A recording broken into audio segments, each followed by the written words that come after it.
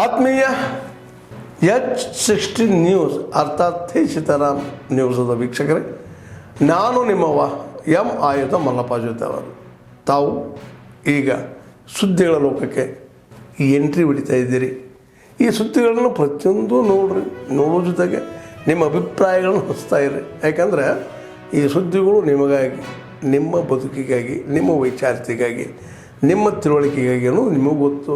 ಜೊತೆಗೆ ನಮಗೂ ನಿಮ್ಮೊಂದಿಗೆ ಇದೊಂದು ಮಾತಾಡುವಂಥ ಜೊತೆಗೆ ಸುದ್ದಿಗಳನ್ನು ಬಿಡುವಂಥ ಕೆಲಸ.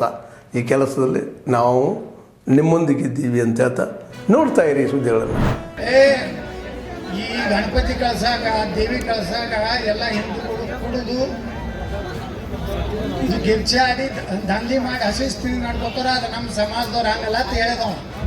ನೀವು ಒಂದೇ ಮಾತು ಹೇಳಿದ್ರೆ, ಹೌದಪ್ಪ, ನಮ್ಮಲ್ಲಿ ಕೆಲವೊಂದು ಹುಡುಗರು ಕುಡ್ದಿರ್ಬೋದು, ಏನೋ ದಂಧೆ ಮಾಡಿರ್ಬೋದು, ಆದರೆ ಮತ್ತೊಬ್ಬರ ಮನೆ ಮ್ಯಾಗ ಕಲ್ಲು ಹೋಗಿ ಅಂತ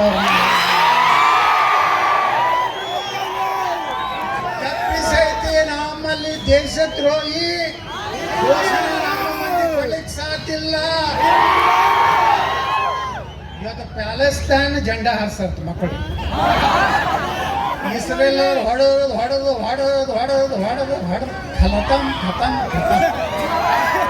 ಇಸ್ರೇಲ್ ಮಕ್ಕಳೇ, ನೀವೆಲ್ಲರೂ ಪ್ಯಾಲೆಸ್ತೈನ್ ಜೆಂಡಾ ಹಾರಿಸಿದ್ರೆ ನಾವು ಇಸ್ರೇಲ್ ಜೆಂಡಾ, ಭಾರತ ಜೆಂಡಾ ಅದಕ್ಕೆ ಕರ್ನಾಟಕ ಸರ್ಕಾರಕ್ಕೆ ಎಚ್ಚರಿಕೆ ಕೊಡ್ತೀವಿ. ಪ್ಯಾಲೆಸ್ತೈನ್ ಜೆಂಡಾ ಯಾರು ಹಾರಿಸಿರಲ್ಲ ಈ ರಾಜ್ಯದಾಗ, ಅವ್ರ ಮ್ಯಾಗ ಆಕ್ಷನ್ ಮಾಡಬೇಕು, ಭಕ್ತಿ ಒಳಗಾಕಬೇಕು. ನಾಳೆ 2028ಕ್ಕೆ ನಮ್ಮದೇ ಸರ್ಕಾರ ಬರುವುದು. ಯಾರೇನು ಬೇಕಾದಾಗ ಹೊಡಲಕ್ಕ ನಾವು ಸರ್ಕಾರದಾಗ ಇರೋರು.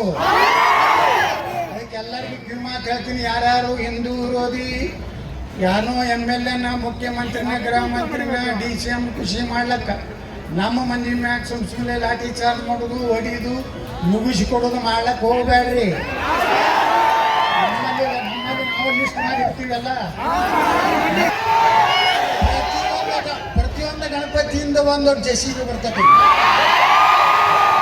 ಎಲ್ಲರಿಗೆ ಕಾಲ ಬರ್ತದ್ರೆ ಮನೆಗೆ ಹೋಗಿ ಅಡ್ಡೆ ಬಿಡೋದು. ನಿಮ್ಮ ಯಾವುದೇ ಕಾರ್ಯಕ್ರಮದಾಗ ನಮ್ಮ ಒಬ್ಬ ಹಿಂದೂರು ನಿಮ್ಮ ಕಲ್ಲೋಗದಾನ, ಏನಾದ್ರು ತೊಂದರೆ ಮಾಡ್ಯಾನ, ನೀವು 5 ಸಲ ದಿನ ಒದರಿದ್ರು ಸುಮ್ಕೋತಾರೆ. ಇದೇನು ಹಿಂದೂಸ್ತಾನೋ ಪಾಕಿಸ್ತಾನ ಇದು?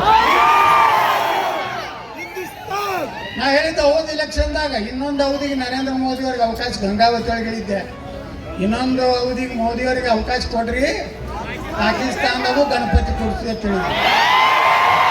ಪಾಕಿಸ್ತಾನ ಗಣಪತಿ ಕೊಡ್ಸಲಕತ್ತಾರ, ಅವರು ಭಗವಾ ಜೆಂಡಾ ಹಿಡ್ಕೊಂಡು ಡ್ಯಾನ್ಸ್ ಮಾಡ್ಲಕತ್ತಾರ, ಏನು ಕಿತ್ಕೊಳಕತ್ತಾರ. ಗಂಗಾ ಪೂಜೆ ಮಾಡಿ ಬಾಗಿನ ಅರ್ಪಿಸ್ತಕ್ಕಂಥ ಕೆಲಸವನ್ನು ಮಾಡಿದ್ದೇವೆ. ಈ ಜಲಾಶಯ ಪೂರ್ಣವಾಗಿ ತುಂಬಿದೆ. ನಾನು ಕಳೆದ ವರ್ಷನೂ ಕೂಡ ಇಲ್ಲಿ ಬಂದಿದ್ದೆ. ನಾನು DK ಶಿವಕುಮಾರ್ ಅವರು, ರವಿ ಪಾಟೀಲ್ ಅವರು, ಶಿವಾನಂದ ಅವರು, ದಿನಾಕರ್ ಅವರು, ಎಲ್ಲ ಶಾಸಕರು ನಾವೆಲ್ಲರೂ ಕೂಡ ಬಂದು ಬಾಗಿನ ಅರ್ಪಿಸಿದ್ದೇವೆ. ಈ ವರ್ಷನೂ ಕೂಡ ಬಾಗಿನ ಅರ್ಪಿಸಿದ್ದೇವೆ. 100% ನೀರು ಜಲಾಶಯದಲ್ಲಿ.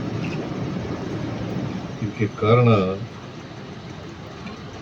ರಾಜ್ಯದಲ್ಲಿ ಮತ್ತು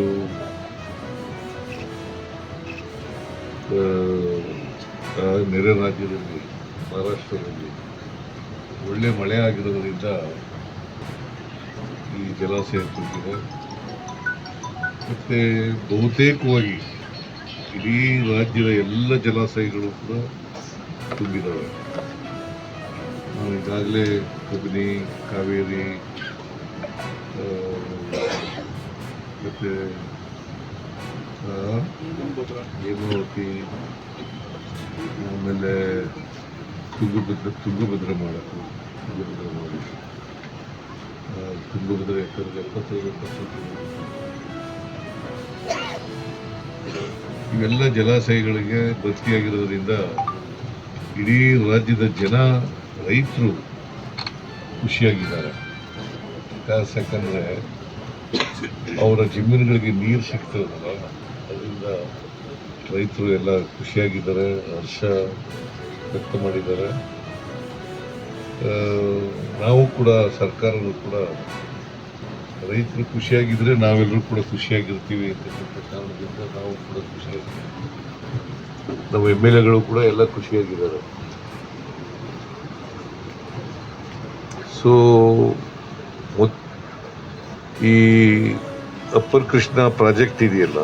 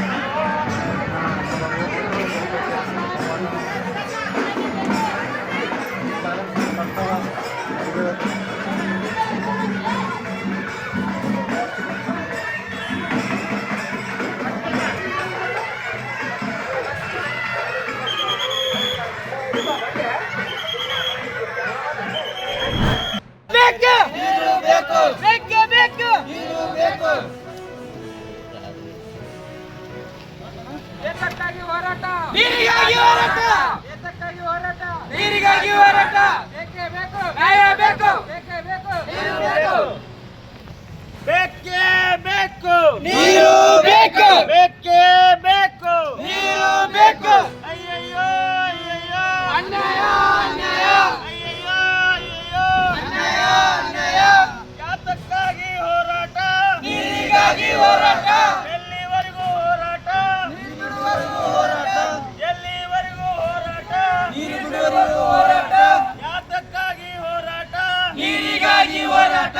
ಅಯ್ಯಯ್ಯೋ ಅಯ್ಯಯ್ಯೋ ಅನ್ಯಾಯ ಅನ್ಯಾಯ, ಅಯ್ಯಯ್ಯೋ ಅಯ್ಯಯ್ಯೋ ಅನ್ಯಾಯ ಅನ್ಯಾಯ. ಆತ್ಮೀಯರೇ, ಎಲ್ಲ ಸುದ್ದಿಗಳನ್ನು ನೋಡಿದ್ರಲ್ಲ, ಏನು ಅನಿಸ್ತು ನಿಮಗೆ? ಇದರಲ್ಲೇ ನಿಮ್ಗೆ ಲೈಕ್ ಆಗಿರ್ಬೋದು, ಡಿಸ್ಲೈಕು ಆಗಿರ್ಬೋದು, ಕಾಮೆಂಟ್ ಬೇಡಪ್ಪ ಅಂತೂ ಅನಿಸಿರ್ಬೋದು, ಕಾಮೆಂಟ್ ಮಾಡಬೇಕಪ್ಪ ಅನಿಸಿರ್ಬೋದು, ಶೇರ್ ಮಾಡಬಾರ್ದಪ್ಪ ಅನಿಸಿರ್ಬೋದು, ಅದು ಮಾಡಬೇಕು ಅನಿಸಿರ್ಬೋದು. ಏನಾದರೂ ಆಗಲಿ ಶೇರ್ ಮಾಡ್ತಾಯಿರಿ, ಈ ನ್ಯೂಸ್ಗಳನ್ನ ಹಂಚ್ತಾ ಇರಿ, ಜೊತೆಗೆ ಇದಕ್ಕೆ ಸಬ್ಸ್ಕ್ರೈಬ್ ಆಗ್ತಾಯಿರಿ ಅಂತ ಹೇಳ್ತಾ, H60 ನ್ಯೂಸ್ ಅರ್ಥಾತ್ ಹೇ ಸೀತಾರಾಮ್, ಇದು ಸತ್ಯದ ಕೈಗೆ ನಡಿ. ವಂದನೆಗಳು.